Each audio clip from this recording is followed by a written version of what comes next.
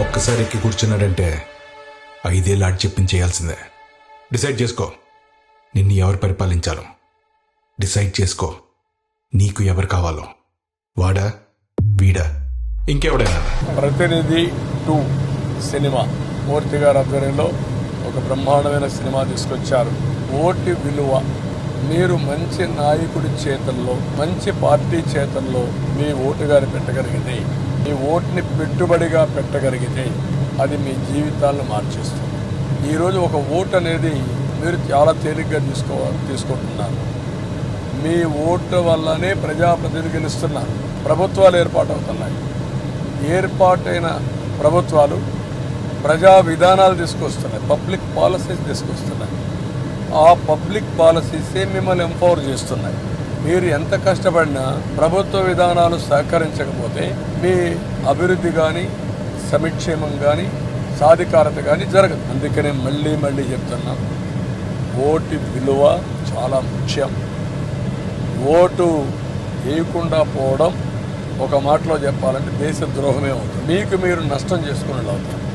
కాబట్టి అందరూ ఆలోచించండి. మేము కష్టపడ్డాము, మాకు ఓటేమని కాదు. ఓటు వేయడం అనేది మీ బాధ్యత. మంచి పబ్లిక్ పాలసీలు తీసుకొచ్చే వాళ్ళకి, ఎవరి పాలనలో మీరు సురక్షితంగా ఉంటారో ఆ పార్టీకి ఓటు వేయాల్సిన బాధ్యత మీకుంది.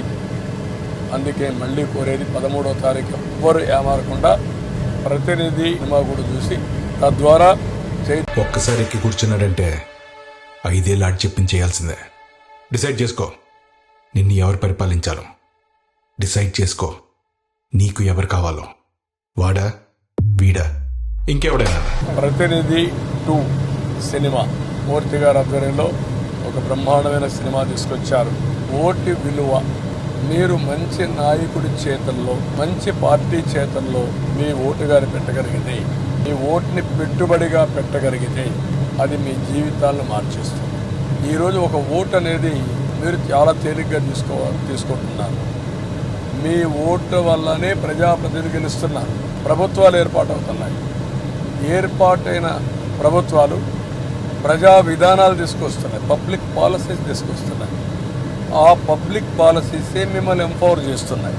మీరు ఎంత కష్టపడినా ప్రభుత్వ విధానాలు సహకరించకపోతే మీ అభివృద్ధి కానీ, సంక్షేమం కానీ, సాధికారత కానీ జరగదు. అందుకనే మళ్ళీ చెప్తున్నా, ఓటు విలువ చాలా ముఖ్యం.